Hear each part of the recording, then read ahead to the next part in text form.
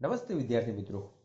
ધોરણ 11 ગણિત પ્રકરણ 14 ગાણિતિક તર્ક ભાગ નંબર 4.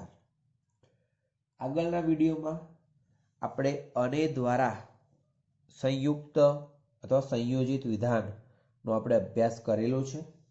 હવે આ વિડીયોમાં એના પછી અથવા દ્વારા સંયોજિત વિધાનનો આપણે અભ્યાસ કરવો છે. તો કે અથવા દ્વારા સંયોજિત વિધાન. હવે મિત્રો, જેવી રીતે બે વાક્યો માટે આપણે અને શબ્દ વાપરતા હતા, એટલે કે બે ઘટક વિધાનો હોય એમને અને દ્વારા જોડીને આપણે સંયોજિત વિધાન બનાવતા હતા, બસ એ જ પ્રમાણેનું કામ આપણે અહીંયા કરવાનું છે, એટલે કે અથવા દ્વારા સંયોજિત વિધાન.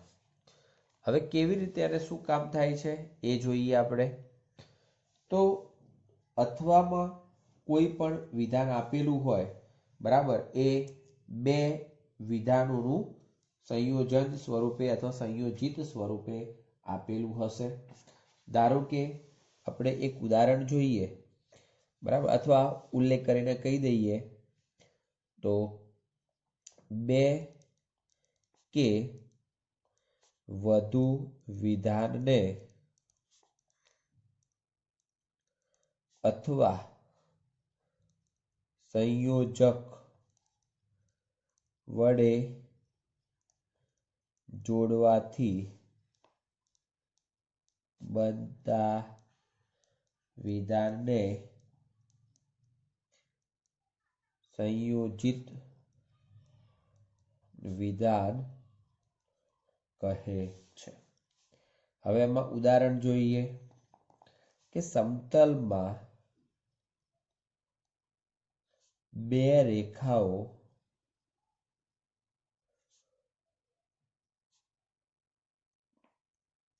એક બિંદુમાં છેદે અથવા સમાંતર હોય.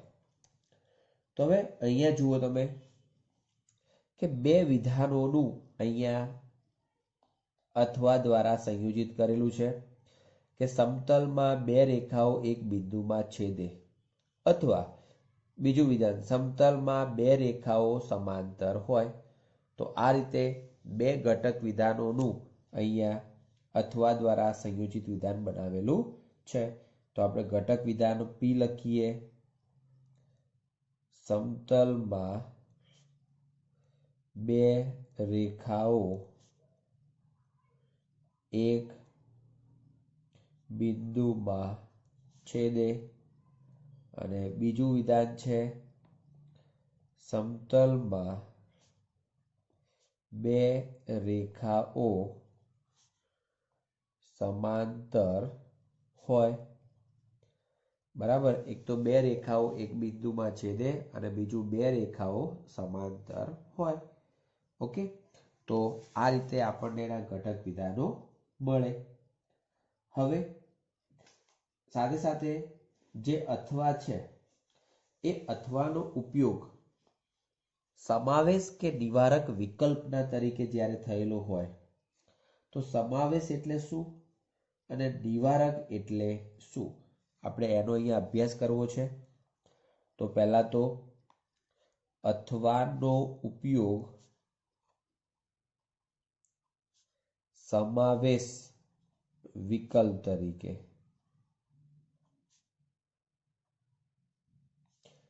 બે શબ્દો છે, એક સમાવેશ વિકલ્પ અને બીજું છે નિવારક વિકલ્પ. હવે સમાવેશ વિકલ્પ એટલે ખરેખર શું, તો આપણે એ જોવાનું છે કે ધારો કે આ જ પ્રશ્ન છે, એ પ્રશ્નની અંદર બે ઘટક વિધાનો આપણને જોયા, તો શું એ બંને ઘટક વિધાનો એક સાથે પણ શક્ય હોઈ શકે? જો બંને ઘટક વિધાનો એક સાથે પણ શક્ય હોય તો આપેલું જે વિધાન છે એમાં અથવાનો ઉપયોગ સમાવેશ વિકલ્પ તરીકે થયો એમ કહેવાય. ઉદાહરણ જોવું હોય તો આપણે ઉદાહરણ એ રીતે લઈએ કે આઈડી પ્રૂફ તરીકે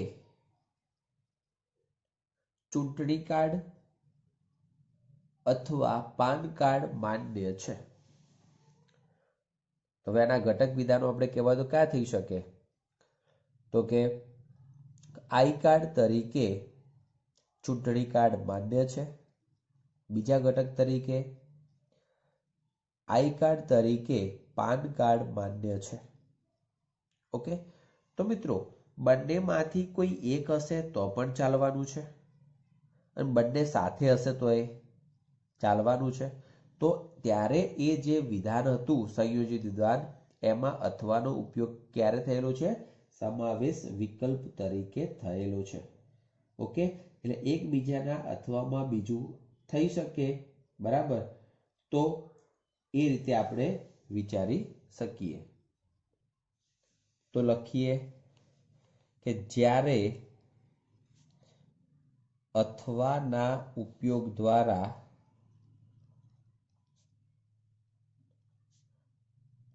આપેલું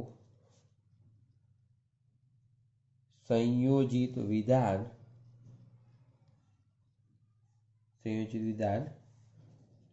એ બંને ઘટક વિધાનો એક સાથે પણ શક્ય હોય, બંને ઘટક વિધાનો એક સાથે પણ શક્ય હોય તો અથવાનો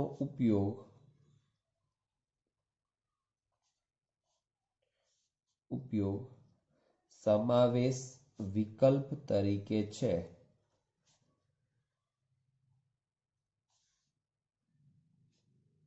એમ કહેવાય. ક્લિયર? અથવાના ઉપયોગ દ્વારા આપેલું સંયોજિત વિધાન એ બંને ઘટક વિધાનો એક સાથે પણ શક્ય હોય, બરાબર? જે મેં તમને વાક્ય આપ્યું હતું એ પ્રમાણે આપણે વિચારીએ તો ચલો આપણે ઉદાહરણ આપીએ. એનું એ જ ઉદાહરણ લખી દઈએ. ઓળખપત્ર તરીકે એવો શબ્દ વાપરીએ. ઓળખપત્ર તરીકે ચૂંટણી કાર્ડ અથવા પાન કાર્ડ માન્ય છે. તો અહીંયા પહેલાનું ઘટક વિધાન લખીએ તો ઘટક વિધાન શું થશે? કે ઓળખપત્ર તરીકે ચૂંટણી કાર્ડ માન્ય છે. અને બીજું વિધાન ઓળખપત્ર તરીકે પાન કાર્ડ માન્ય છે. ક્લિયર? તો મિત્રો હવે બંને એક સાથે પણ શક્ય છે, તો અહીંયા અથવાનો ઉપયોગ આપણે ઉલ્લેખ કરી દઈએ. અહીં બંને વિધાનો એક સાથે પણ શક્ય છે. હવે એક સાથે પણ શક્ય હોય તો તેથી અથવા નો ઉપયોગ સમાવેશ વિકલ્પ તરીકે થયેલો છે. ક્લિયર? તો આ પ્રમાણે આપણને સમાવેશ વિકલ્પ વિચારી શકીએ. હવે એના પછી છે નિવારક વિકલ્પ. તો આપણે એનો અભ્યાસ કરીએ, એટલે કે અથવાનો ઉપયોગ નિવારક વિકલ્પ તરીકે. તો એ જોઈએ. અથવાનો ઉપયોગ નિવારક વિકલ્પ તરીકે. ચલો શું થશે આની અંદર? અથવાનો ઉપયોગ નિવારક વિકલ્પ તરીકે. તો મિત્રો હવે નિવારક વિકલ્પ તરીકે આપણે તો એક ઉદાહરણ તમને આપું કે બે રેખાઓ એક બિંદુમાં છેદે અથવા સમાંતર હોય તો આ જે વિધાન છે એના બે ઘટક વિધાનો વિચારીએ તો એમ કહી શકાય પહેલું ઘટક વિધાન કે બે રેખાઓ એક બિંદુમાં છેદે. બીજું વિધાન લખવું હોય તો બે રેખાઓ એકબીજાને સમાંતર હોય. તો વિચારો આ બંને વિધાનો એક સાથે શક્ય હોય, એક બિંદુમાં છેદતું હોય સમાંતરે હોય? તો ના, એક સાથે તે શક્ય નથી. એનો મતલબ કે અહીંયા જે સંયોજિત વિધાન આપ્યું છે એમાં અથવાનો ઉપયોગ નિવારક વિકલ્પ તરીકે થયેલો છે એમ કહીશું આપણે. ક્લિયર? એનો મતલબ એવો થયો કે સંયોજિત વિધાનમાં રહેલા બે ઘટક વિધાનો માંથી કોઈ એક જ વિધાન શક્ય હોય, બરાબર, તો અથવાનો ઉપયોગ નિવારક વિકલ્પ તરીકે થયેલો છે એમ કહેવાય. તો ઉલ્લેખ કરીએ, સંયોજિત વિધાન ના બે ઘટક વિધાનો માંથી કોઈ એક સમયે કોઈ એક જ વિધાન શક્ય હોય તો અથવાનો ઉપયોગ નિવારક વિકલ્પ તરીકે થયેલ છે એમ કહેવાય. આપણે ઉદાહરણ આપી દઈએ કે બે રેખાઓ સમાંતર હોય અથવા એક બિંદુમાં છેદે. તો હવે આનું પહેલું આપણે ઘટક વિધાન લખીએ તો કે બે રેખાઓ સમાંતર હોય અને બીજું ઘટક વિધાન છે બે રેખાઓ એક બિંદુમાં છેદે. તો જુઓ મિત્રો, અહીંયા બંને આપણે હાલ વાત કરીએ એમ કે બંને ઘટક વિધાનો એક સાથે શક્ય નથી, માટે અથવાનો ઉપયોગ કેવા વિકલ્પ તરીકે? નિવારક વિકલ્પ તરીકે છે એમ કહેવાય.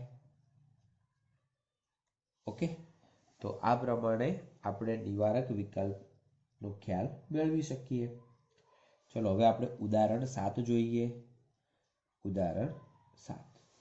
ઉદાહરણ 7માં વિધાનોમાં અથવાનો ઉપયોગ સમાવેશ વિકલ્પ તરીકે કે નિવારક વિકલ્પ તરીકે થયો છે તે નક્કી કરો અને તમારા જવાબના કારણો આપો. તો ચલો આપણે એ રીતે એને જોઈએ અને એ પ્રમાણે આપણે એને સમજીએ. તો સૌથી પહેલું વિધાન છે કે દેશમાં દાખલ થવા માટે તમારે પાસપોર્ટ અથવા મતદાર કાર્ડની જરૂર પડશે. તો આ જે વિધાન છે એ વિધાન તમે જાતે લખજો. એના ઘટક વિધાનો આપણે લખીએ કે દેશમાં દાખલ થવા માટે તમારે પાસપોર્ટની જરૂર પડશે અને બીજું વિધાન છે દેશમાં દાખલ થવા માટે તમારે મતદાર કાર્ડની જરૂર પડશે. ઓકે, તો હવે એ પ્રમાણે આપણે જોઈએ તો પાસપોર્ટની જરૂર પડશે કે મતદાર કાર્ડની જરૂર પડશે. તો જો બંનેમાંથી એકે ચાલે અને બંને સાથે પણ શક્ય છે. તો અહીં બંને એક સાથે પણ શક્ય છે, માટે અથવાનો ઉપયોગ શાના તરીકે થયેલો છે? સમાવેશ કે નિવારક? બંને એક સાથે પણ શક્ય છે, શક્ય હોય એટલે સમાવેશ. વિકલ્પ તરીકે છે. બરાબર, ચલો એનું બીજું વિધાન આપણે જોઈએ.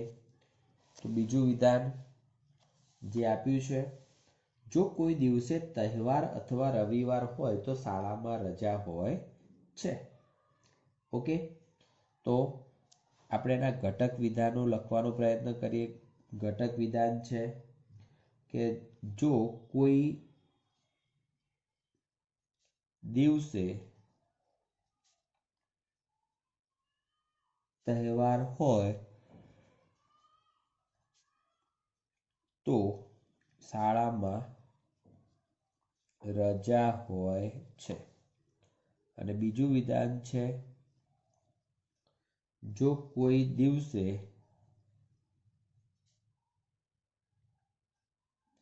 રવિવાર હોય તો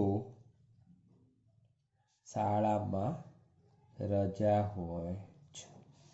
હવે મિત્રો, તહેવાર હોય તોય શાળામાં રજા હોય, રવિવાર હોય તો પણ શાળામાં રજા હોય. તો હવે એવું થઈ શકે કે તહેવાર જ રવિવારના દિવસે આવે? તહેવાર જ રવિવારના દિવસે આવતો હોય? શક્ય છે, બરાબર, બધા ન થઈ શકે પણ કોઈક તો શક્ય છે. તો એ દિવસે પણ શાળામાં શું હશે? રજા હશે. ટૂંકમાં વિધાન અલગ અલગ પણ સાચું છે અને બંનેનું કમ્બાઈન કરીએ ત્યારે પણ એ શું છે? સાચું છે. તો શું કહી શકાય કે અહીંયા જે ઉપરના પદ લખ્યા છે એ એટલું આપણે લખી દઈશું. ચલો હવે ત્રીજું વિધાન શું આપ્યું છે? બે રેખાઓ એક બિંદુમાં છેદે અથવા સમાંતર હોય. તો મિત્રો આને તો આપણે આગળ સમજી ગયા છીએ, તો એ ત્રીજું તમારો હોમવર્ક રહેશે. ચોથું જોઈએ, વિદ્યાર્થીઓ ત્રીજી ભાષા તરીકે ફ્રેન્ચ અથવા સંસ્કૃત વિષય લઈ શકે છે. તો આપણે અહીંયા ઉલ્લેખ કરીએ પી વિધાન તરીકે કે વિદ્યાર્થીઓ ત્રીજી ભાષા તરીકે ફ્રેન્ચ વિષય લઈ શકે છે. અને બીજું છે, વિદ્યાર્થીઓ ત્રીજી ભાષા તરીકે સંસ્કૃત વિષય લઈ શકે છે. હવે અહીંયા તમે ધ્યાનથી જોજો મિત્રો, ધારો કે આપણે 5 જ વિષયની પરીક્ષા આપવાની હોય, 5 વિષયમાંથી 3 વિષયો ભાષાના હોય, પણ એ 3 વિષયોમાંથી પહેલો વિષય અને બીજો વિષય તો ઓલરેડી પસંદ થઈ જ ગયો છે. હવે ફક્ત એક જ વિષયની જગ્યા બાકી છે. તો એક જ વિષય માટે તમારે ફ્રેન્ચ કે સંસ્કૃત બેમાંથી એક લેવાની છે, બરાબર. તો હવે વિચારો, શું આ ભાષા તરીકે તમે ફ્રેન્ચ કે સંસ્કૃત એક સાથે લઈ શકશો? તો ના, કારણ કે ફ્રેન્ચ અને સંસ્કૃત એ તમારા માટે ઓપ્શન વિષય છે. તો બંનેમાંથી કોઈ એક જ અહીંયા લઈ શકાશે, બંને એક સાથે શક્ય નથી. એનો મતલબ કે આ જે બંને છે બંનેમાંથી કોઈ એક જ એક વખતે શક્ય છે. બંને ભાષાઓ વિદ્યાર્થી પસંદ કરી શકે એમ નથી. અહીંયા ઉલ્લેખ કરીએ, બંને ભાષાઓ એક સાથે વિદ્યાર્થી પસંદ કરી શકે નહીં. વિદ્યાર્થી પસંદ કરી શકે નહીં, તો માટે અથવાનો ઉપયોગ કેવી રીતે થયેલો છે? નિવારક વિકલ્પ તરીકે છે. અથવાનો ઉપયોગ કેવી રીતે છે? નિવારક વિકલ્પ તરીકે. બરાબર. તો આ હતું ઉદાહરણ નંબર 7 કે જેની અંદર અથવાનો ઉપયોગ કેવી રીતે આપેલો છે એ. હવે આપણે એ જોવાનું છે કે વિધાન ક્યારે સત્ય છે કે ક્યારે મિથ્યા છે એનો આપણે ખ્યાલ મેળવવાનો છે. તો જ્યારે અથવામાં સત્ય ક્યારે હોય અને મિથ્યા ક્યારે હોય એ જોઈ લઈએ. તો અથવા વાળું વિધાન સત્ય કે મિથ્યા એટલે અસત્ય. તો વિચારજો, આવું જ આપણે અને માટે શીખ્યા હતા. તો અને માટે કયો નિયમ હતો કે જ્યારે બંને વિધાનો સત્ય હોય તો જ સત્ય થઈ શકે. બાકીના 3 કિસ્સામાં એ હંમેશા અસત્ય થાય. તો એનાથી ઉલટું અહીંયા છે કે ફક્ત બંને અસત્ય હોય ત્યારે જ સંયોજિત વિધાન અસત્ય થાય અને બાકીના 3 કિસ્સામાં શું થશે? સત્ય. આપણે અહીંયા ઉલ્લેખ કરીએ કે બંને વિધાન અસત્ય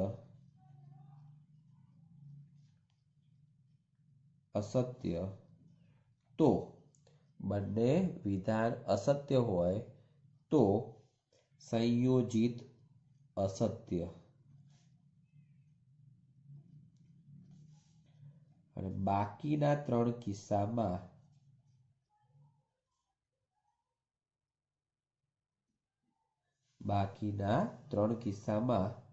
શું થશે? બાકીના 3 કિસ્સામાં સંયોજિત વિધાન સત્ય છે. ક્લિયર? સમજી લેજો. બંને વિધાન અસત્ય હોય તો સંયોજિત અસત્ય અને બાકીના 3 કિસ્સામાં સંયોજિત વિધાન કેવું થશે? સત્ય થશે. તો આ થયો નિયમ. બરાબર. એને આપણે હવે ગાણિતિક સ્વરૂપે પણ લખી દઈએ કે એ ખરેખર કેવી રીતે લખાય છે. તો અહીંયા P વિધાન છે, અહીંયા Q છે અને અહીંયા P અથવા Q. ચલો, P સત્ય, Q સત્ય, તો P અથવા Q સત્ય.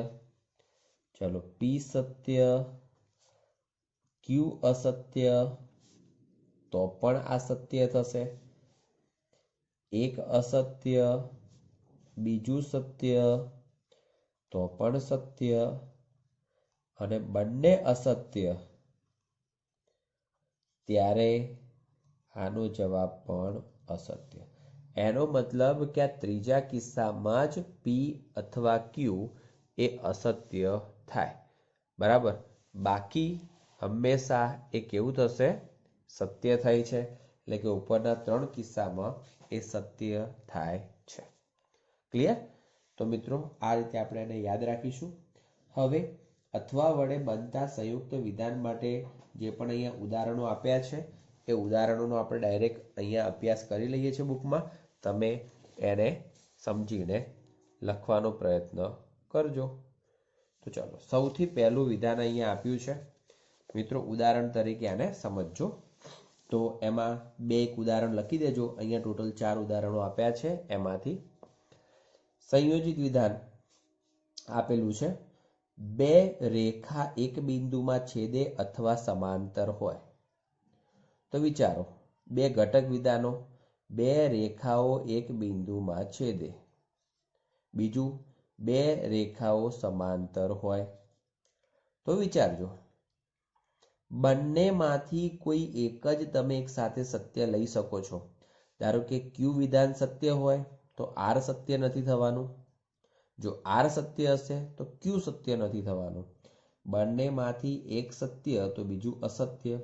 પણ સત્ય અને અસત્યનું અથવા દ્વારા જોડેલું સંયોજિત વિધાન એ હંમેશા કેવું થશે? સત્ય થશે. તો જુઓ, સંયુક્ત વિધાન પી કેવું થશે? સત્ય છે. એવી જ રીતે આપણે બીજું ઉદાહરણ જોઈએ કે 127 એ 7 અથવા 8 નો ગુણિત છે. એનો મતલબ કે 125 એ 7 નો ગુણિત છે ને આર વિધાન 125 એ 8 નો ગુણિત છે. તો મિત્રો, આમ બંને જોઈએ તો 125 ને 7 વડે પણ ભાગી નથી શકાતા અને 8 વડે પણ ભાગી શકાતા નથી. બંને વિધાનો અસત્ય છે. બંને વિધાનો અસત્ય હોય એટલે કે મિથ્યા હોય તો એમનું સંયુક્ત વિધાન પણ કેવું થશે? મિથ્યા થાય. મિથ્યા એટલે કે અસત્ય. ચલો, એના પછી ત્રીજું ઉદાહરણ. મિત્રો, 4 માંથી કોઈ પણ 2 ઉદાહરણ લખી દેજો, પણ સમજી બધા લો. જો કોઈ દિવસે તહેવાર અથવા રવિવાર હોય તો શાળામાં રજા હોય છે. જો કોઈ દિવસે તહેવાર હોય તો શાળામાં રજા હોય છે. કોઈ દિવસે રવિવાર હોય તો શાળામાં રજા હોય છે. મિત્રો, બંને કિસ્સામાં શાળામાં હંમેશા રજા હોય. તો બંને વિધાનો કેવા છે? સત્ય છે. તો આપણે ઉલ્લેખ કરી શકીએ કે ક્યુ અને આર બંને સત્ય છે. તેથી એમનું સંયુક્ત વિધાન કેવું થશે? સત્ય થશે. અને છેલ્લે એમનું ચોથું પી, મુંબઈ એ કોલકાતા અને કર્ણાટકનું પાટનગર છે. તો મુંબઈ એ કોલકાતાનું પાટનગર છે અને મુંબઈ એ કર્ણાટકનું પાટનગર છે. અહીંયા અને શબ્દ છે, બરાબર? એ ખાસ જોજો. તો મુંબઈ એ કોલકાતાનું પાટનગર છે, આ વિધાન અસત્ય. મુંબઈ એ કર્ણાટકનું પાટનગર છે, તો એ વિધાન પણ અસત્ય. હવે બંને અસત્ય હોય તો એમનું સંયુક્ત વિધાન પણ અસત્ય થાય. ક્લિયર? તો આ પ્રમાણે આપણે ઉદાહરણ સમજી શકીએ છીએ. હવે મિત્રો, એના પછી ઉદાહરણ નંબર 8 આપેલું છે. એ ઉદાહરણ નંબર 8 આપણે હોમવર્ક તરીકે આપીએ છીએ કે અથવાનો ઉપયોગ કયા પ્રકારે થયેલો છે તે નક્કી કરવાનું છે અને વિધાન સત્ય છે કે મિથ્યા છે એ તમારે સમજવાનું છે. તો આજના વિડીયોમાં આપણે આટલા સુધી રાખીએ છીએ. પછીના વિડીયોમાં આપણે કારકોનો અભ્યાસ કરીશું. Thank you. જય હિન્દ, જય ભારત.